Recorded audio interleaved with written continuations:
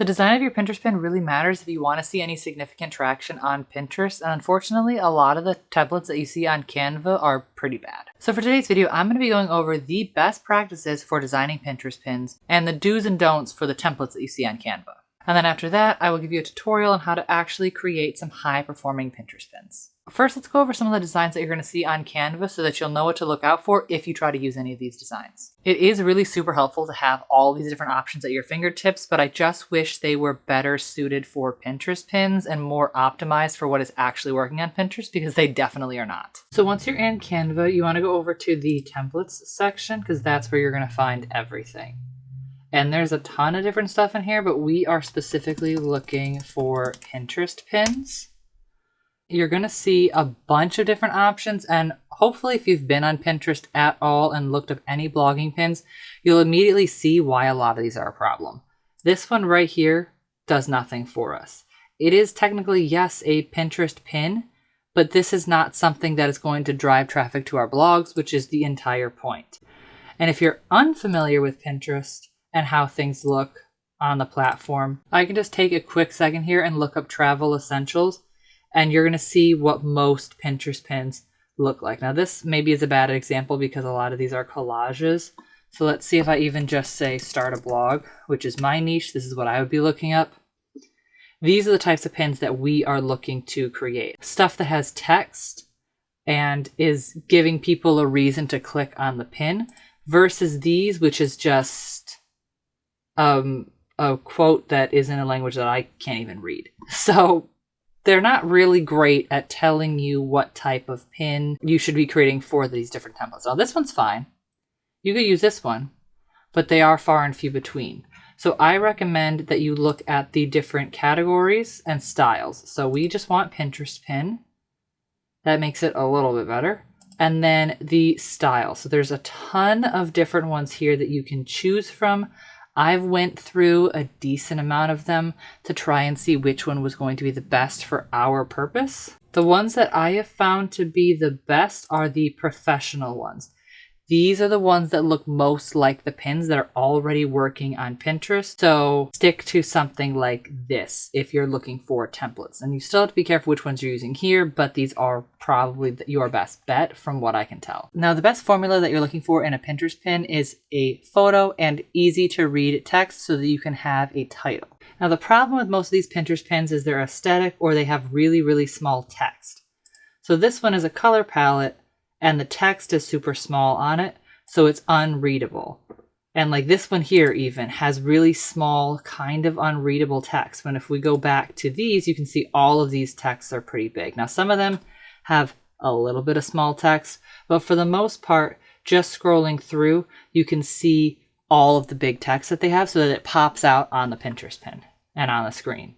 And if you've gotten to this point already and you are like, I have no interest in doing this, I don't really want to create Pinterest pins, I don't want to think about any of this work, this is actually a process that you would hire out. I offer monthly Pinterest management, and I have been since 2020, so I've been doing that for about 6 years now, and I can do all of this work for you and more. It'll save you the hassle of designing high converting Pinterest pins, keyword researching, coming up with descriptions, pinning, designing, analyzing, all of that and more. So if you're interested in taking Pinterest off your plate, check out the first link in the description below for more information. But let's get to editing one of these templates. So the one that I'm going to go with in order to show you how to create a good Pinterest pin is this one right here. I've actually used this one before. It's a pretty standard pin, and it's going to be one of the easiest ones for us to adjust. Now there is still a small problem with these pins is they're pretty boring and they have been used a lot. So that's why we need to go in and adjust it a little bit. You don't want to just put this exact pin onto Pinterest because so many people have used it before and it's been seen a lot. But the first thing that we're going to do is get rid of this background. And I'm going to go over to elements and grids. And I'm going to put in our own grid so we can just drag a picture over and it'll snap to this grid. We don't have to worry about resizing it or anything for the most part.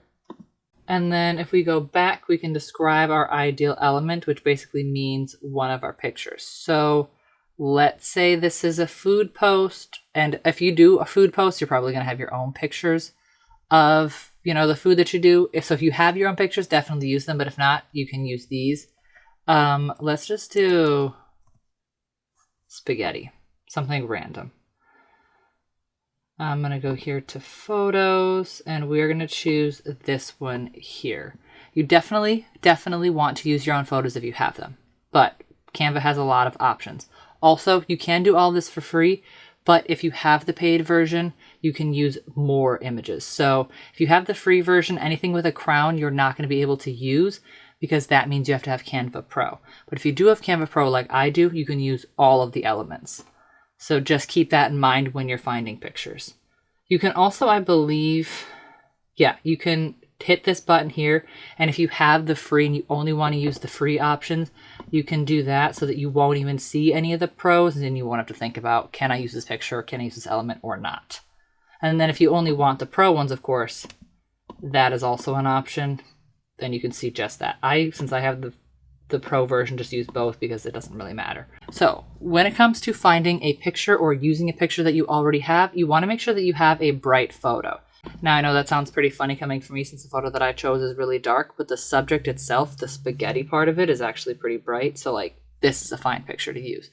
But you want to try and use nice, clean, bright photos that's going to stand out in the feed. And you really want the picture to match as closely to the subject of the pin as you can.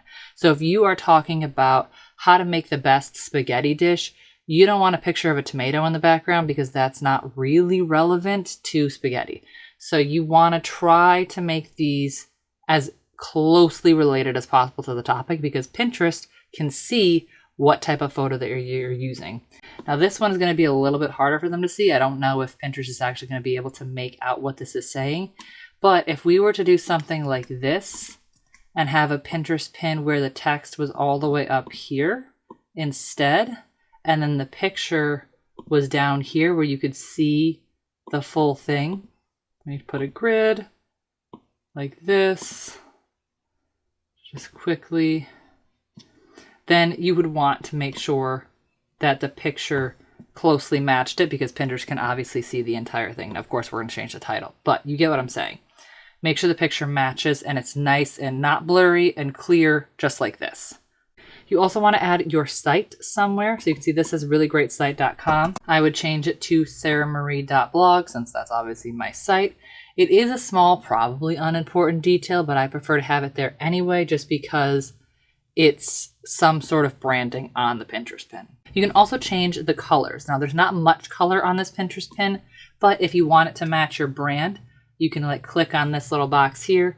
It'll show up with the different colors. And I have my brand colors already picked out right here. So I'll just use this pink if I want. And that text is going to be kind of hard to read. So I'm going to click on the text. I'm going to go up here to the text color and I'm going to make it black just so it's a bit easier. And this is also a text box back here that I can change. If I wanted to, I might just leave it white, but I can also change it to, let's say, this pink right here if I want to. And you can type in any color. If you see a color that you like in the background, you can pick that, which I wouldn't pick that orange, but you can eyedrop a color. You can put in any color code, do anything that you see in here, or you could just type in pink if you wanted. And it's going to give you, for some reason it's saying these are dark neon pink. I don't know. Sometimes the colors just don't feel like the colors that you've actually suggested to them. But there is a ton of different options that you can choose from. And then once you choose it, you can click on it and adjust it a little bit too. Like I want it to be a little bit lighter. So maybe I want that color. Now the best idea is to see what colors are already working in your niche. So this is definitely not going to be a Pinterest pin that is relevant to food, but let's just look up spaghetti recipes. And you can see what templates are working, what colors are working. So like that ugly orange that I picked actually wouldn't be a bad color for this. But you can see what is happening on all of these pins and try to replicate that because you already know these are working because they're ranking. So you want to get as close to these pins as possible. This is going to help you create pins a lot better. You can also change the text. So we are going to say, what do they have as their titles? Let's say the best $1 million spaghetti. Sure. One pot spaghetti. I like that one. Easy one pot spaghetti recipes for date night. And I'm just going to get rid of this text. I don't really like it.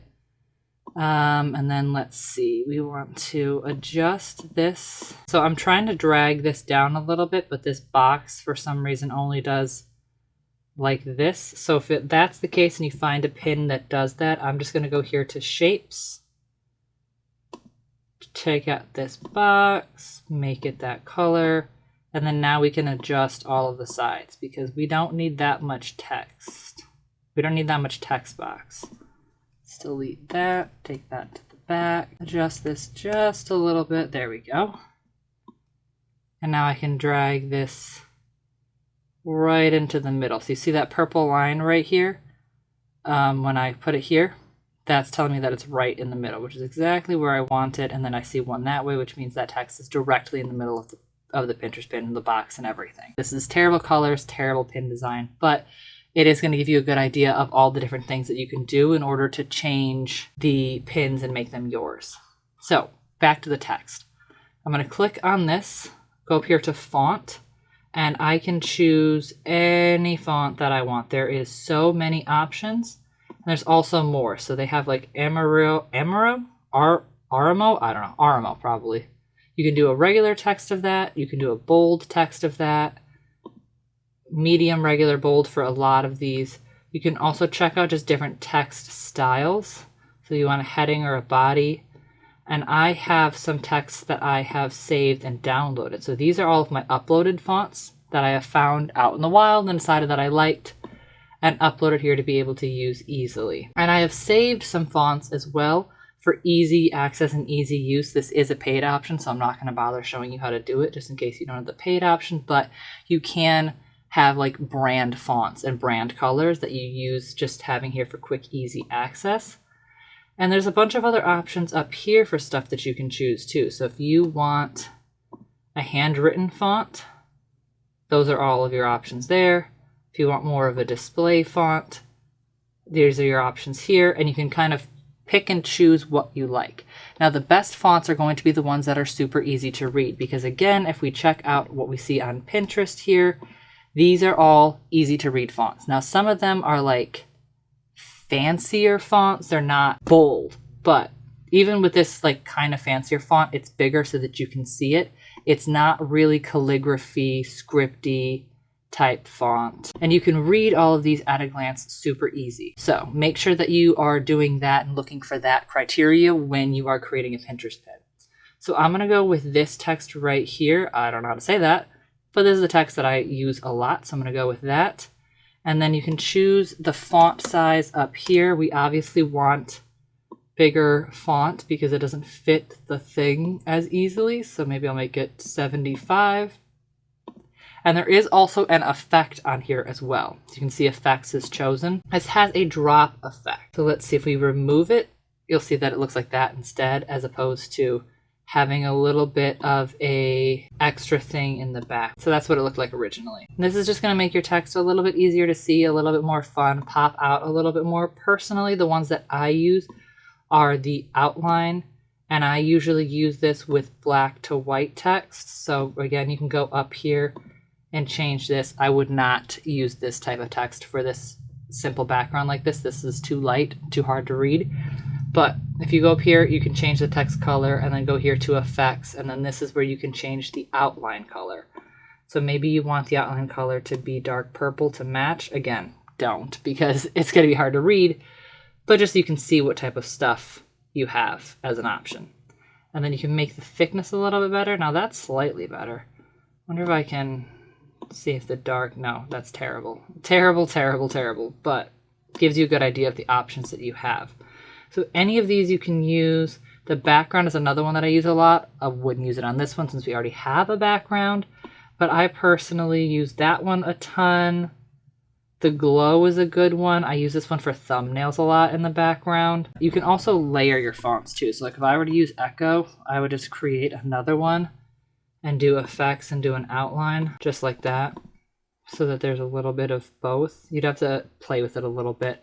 But there's a lot of things that you can do, like overlaying text like that too. Now, obviously, this is not the best example of how to do it, but there you go. You can see it pop just a little bit more. So lots of text options to change. You can change the alignment. You can change if it is uppercase or lowercase. You can change the transparency, which I don't really know why you would do that for text if we're trying to make it visible, but that is an option as well. You can bold, underline, and italics some fonts. So this one doesn't have that option, but some of them you will be able to do that if you want. And then animate is an option too.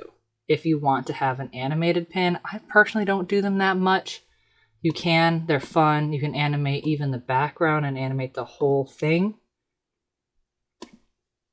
And change a bunch on here if you have Pro. That is like advanced stuff. You don't ever have to do that if you don't want to. All of my pins are static pins and they do just fine. But let's say this is the pin that you want. Something easy like that. This is still a boring pin. I probably would not pin this one, but it does give you, like I said, an idea of all the different things that you can do. Once you have your pin ready, designed exactly how you want it, you go up here to share and download. You want this page, not all are custom. You want this page, download it, and then you can upload it to Pinterest, save it, and start getting traction to your blog. And if you would like any help with this pinning strategy, if you want me to figure all of this out for you, make sure to check out the first link below in the description for all the information on Pinterest management from me. Make sure to like this video if you like, subscribe to my channel down below, and I'll see you in the next one. Bye.